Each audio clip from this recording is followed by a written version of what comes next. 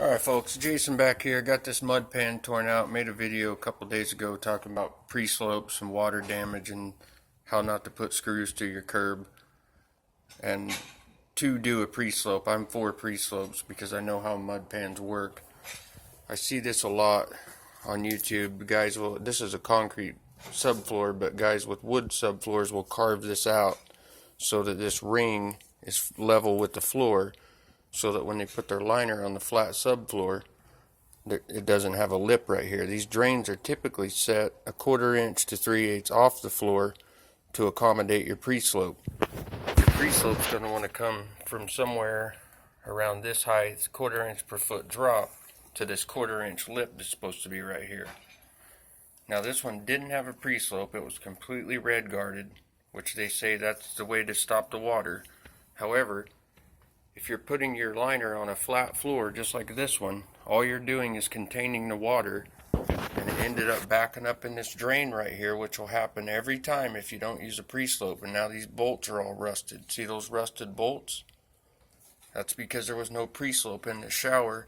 There was no pebbles around the drain. The water had nowhere to go. You have to give the water an escape route. That's what the weep holes are for. You need to protect these weep holes once that drain barrel's on with gravel, so that your water on your pre-slope can flow back down and migrate back down through these holes, and it doesn't get backed up in here like this one did. There's water damage all over this shower. Why? Because a person didn't want to take another half an hour to put a pre-slope in and do it right. So again, if you're going to do a mud pan and you're going to leave out a pre-slope, then you're not doing it correctly, and your shower is going to fail. And guys will always say, well, I've never had a problem ever. I've been doing this for 20 years. But yet, every time I pull a shower apart that does not have a pre-slope, there's water damage. Just because you don't see it from the surface doesn't mean there's not an issue underneath there. There's always an issue when there's not a pre-slope.